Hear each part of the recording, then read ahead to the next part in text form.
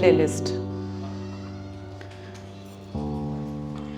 उन दिनों शाम को छत पे टहलना बहुत खुशनुमा हो चला था। कभी किसी आस पड़ोस के घर से कोई प्यारा सा गीत तो कभी कोई सुहानी सी गज़ल की धुन मेरे कानों में घुल जाती थी और मैं दूर फलक की ओर देखते हुए सोचती थी कि ये कौन आ गया है, कौन है जो मेरे प्लेलिस्ट के गाने बजाने लगा है। वही प्लेलिस्ट जिसे मैंने अपने क्रश के लिए बनाया था। अब वो सीडी उस तक पहुंच पाई या नहीं ये मैं नहीं जान पाई, क्योंकि उसके पहले ही मैं शहर छोड़ के जा चुकी थी।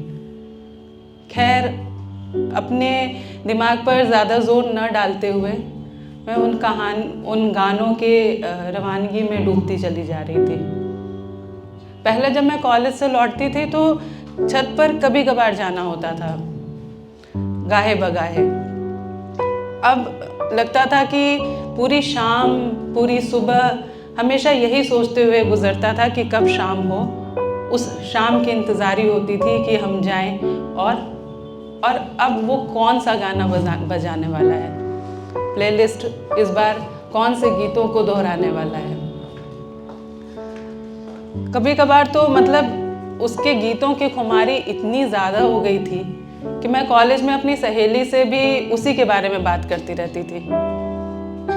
वो मुझे चिढ़ाते हुए कहती थी कि देखो देखो कहीं उस अनदेखे आरजे से प्यार मत कर बैठना। मैंने कहा कि अरे प्यार कैसे हो सकता है, मुझे तो उसके प्लेलिस्ट से प्यार है। और क्या पता, मैंने उसे देख थोड़े न रखा है, मे बी वो कोई लड़की हो या कोई आंटी। वो मुझे चिढ़ाने से बाज ना आती। वो कहती मान लो कोई लड़का हुआ या फिर कोई अंकल। मैं हंस देती। मैं कहती अगर तुम्हें इतना ही पता करना है तो चलो मेरे घर, देखते हैं उस गानों की आवाज़ आती कहाँ से है और फिर उस इंसान का भी पता कर लेंगे। तो उसने मुझे चूटी काटते हुए कहा कि ओए होए, देखो तो डेस्परेशन इस बालिका का। मतलब कहने का कि चित भी उसकी और पट भी उसकी। मैंने कहा चलो आज तो हम लोगों को पता लगाना ही पड़ेगा कि आखिर तुम इतना मेरे को छेड़ रही हो, इससे बेहतर है कि हम पता कर लें। तो उस दिन हम छत पे ऐसे टहलते हुए उसके बारे में ही कुछ बातें कर रहे थे कि तभी पंकज उदास की रूहानी आवाज़ में एक गज़ल सुनाई दी।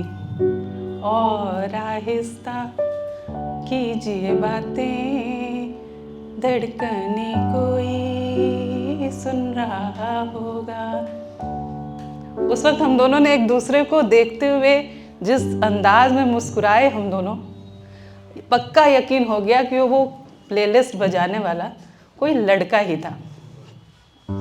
उस दिन हमारे जीवन का एक ही उद्देश्य हो गया कि उस प्लेलिस्ट बजाने वाले आरजे को हमें ढूंढना ही है। अब अगले दिन हम कॉलेज से लौटने के बाद हमने उसे खोजने का प्लान बनाया। मैंने कहा गाने की आवाज़ तो सामने से कहीं से आती है। तो मेरी सहेली ने कहा सामने से आती है, इसका मतलब कि गाना बजाने वाला पक्का तेरे पीछे वाली गली से बजा रहा है, क्योंकि जब आवाज़ सामने से आए तो मतलब पीछे कोई गाना बजा रहा है। हमने कहा अच्छा ऐसा है क्या? तो उसने बोला हाँ, साइंस तो यही कहता है। मैंने कहा चलो ठीक है, तो चला जाए। तो उसने भी कहा हाँ चला जाए, पता किया जाए कि आखिर भाई है कौन जो तुम्हारी दिनचर्या को इसने इतना चेंज कर रखा है। तो अच्छा ठीक है, फिर हम लोग बड़ी असमंजस में पढ़ते हुए सकुचाते हुए कैसे तैसे हम पहुंच गए अपने पिछली वाली गली में, और जिस घर से आवाज़ आ रही थी उस घर के सामने खड़े हो गए। अब एकदम घबराहट से बिल्कुल दिल का बुरा हाल हो रखा था। फिर भी मैंने झटके से एक बार घंटी बजाई और हम लोग खड़े हो गए और सोचने लगे क्या कहेंगे उसको, क्या कहेंगे, क्या पूछेंगे। तो तभी धीरे से किसी ने गेट खोला। एक 13-14 साल का लड़का था। वो मुझे देखा और मुस्कुराया, बोला अरे आप ज़रा रुकिए। मैं देखती रह गई। मैंने कहा इसने, मैं तो पूछ भी नहीं पाई कि ये कौन है, और ये मुझे रोक के चला गया। तभी वो वापस लौटा और उसके हाथ में एक लिफाफा था। उसने मुझे पकड़ाते हुए कहा कि भैया दिल्ली गए हुए हैं और आपको ये देने को कह गए हैं। मैंने बहुत परेशान भी थी, सकुचाहट भी थी, फिर भी मैंने उससे वो लिफाफा ले लिया और लेके सकुचाते हुए अपने घर वापस आ गई।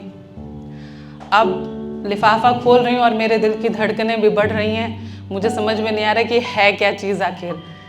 तभी जैसे मैंने लिफाफा खोला, एक बहुत रस भरी सी एक गंध सुंघाई दी, और वो ऐसी स्मेल थी कि उसको महसूस किया जब, तो वो सारी बातें, सारी यादें दोबारा से मेरी आंखों के सामने तैर गई जब मैं उससे पहली बार मिली थी।